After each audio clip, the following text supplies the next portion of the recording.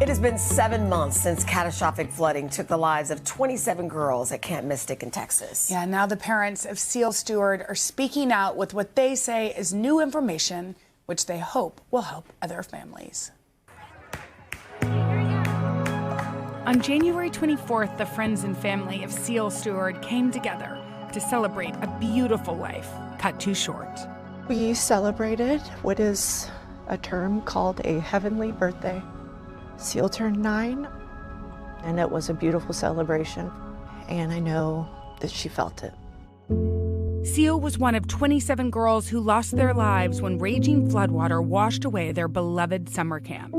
These deaths, the Stewart family says, were preventable. A flood is an act of God. It's Mother Nature causing that. It was the indecision, the bad actions, and the complacency of the Eastlands that killed 27 children. This week, the family filed a lawsuit against Camp Mystic and the Eastland family, who have run the camp for 52 years. You wrote this: "There is no greater transfer of trust than that which occurs when a parent entrusts her child to the care of another." When you put Cile on the bus that day, you didn't think anything like this would ever happen. I'm hugging her, telling her I love her repeatedly, and I tear up, and she says, this is the last thing Cile said to me, "Don't worry, Mommy, I'll be okay." Under no circumstance was she thinking about her safety, and nor was I. I was thinking of, you've never been away for this long. I hope you're not homesick.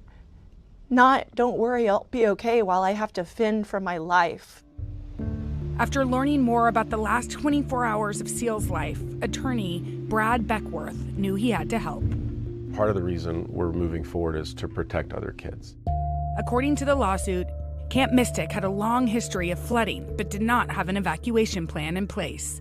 The lawsuit also claims that the Eastland family had been warned multiple times about the threat of flooding before the campers went to bed on that fateful night.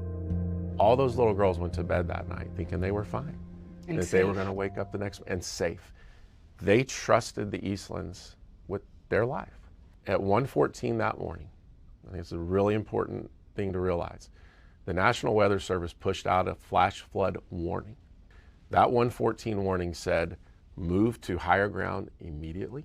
The Eastlands sat in their office for over an hour, and then they moved their canoes. They had let their horses out earlier, but they never warned a single child. Not Cile, not anyone. According to the timeline laid out on the lawsuit, the Eastlands began evacuating cabins at 3 a.m., but the youngest campers were told to stay in place. The counselors were pleading for help from the Eastlands, repeatedly told, stay where you are. The reason why there were any survivors from Cile's cabin are because of these counselors. They were brave, they were strong. The counselors are breaking windows, trying to get girls through mattresses, underwater, getting them to safety.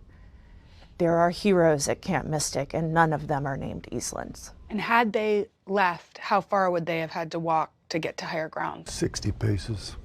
As a 8-year-old, you could have made it in a brisk walk in 45 seconds to Rec Hall, 20 seconds to the hill, 10 seconds to the commissary. All they had to do was communicate. Cile is the only camper whose body has not been recovered. The only thing that really allows me to take a breath, or to have the energy to support my wife, or be with my youngest baby girl, are the promises that have been given and continue to be acted upon from Governor Abbott and Lieutenant Governor Patrick. They're not stopping. They've promised that they will not stop or let up until they bring Cile home. Camp Mystic has announced that it will reopen for the summer of 2026 on their neighboring property. We're not opposed to camp. We're not opposed to children going to camp. We're opposed to the Eastlands, the audacity of sending out deposit slips when our child, one of their campers who they profess to love in this community, is still missing. I've known you for almost 30 years. We went to the same high school. And to watch your strength when I know you wish you didn't have to be strong. To watch you use your voice when I'm sure you wish you didn't have to, has been pretty inspiring to me. Thank you. It's something you don't prepare for and you don't wish on anyone, but you just fall into the love and support around you and try to put one foot in front of the other. For her. Our hearts are shattered, our souls are scrambled, but we have no choice other than to fight for Cile and the other 26 girls' lives to have not been taken in vain. We reached out to the Eastlands who lost their family member, Dick Eastland, and the Floods as well. They said they empathize with the families of the campers, but disagree with the information in the legal filings. They intend to demonstrate that the floods were unexpected and unforeseeable. We'll be back after this. You guys, thanks for watching. I know. Come join us for all the fun every weekday on NBC. Yeah, and don't forget to take us along when you're on the go. Follow the Today with Jenna and Sheinelle podcast on Apple Podcasts, Spotify, or wherever you listen.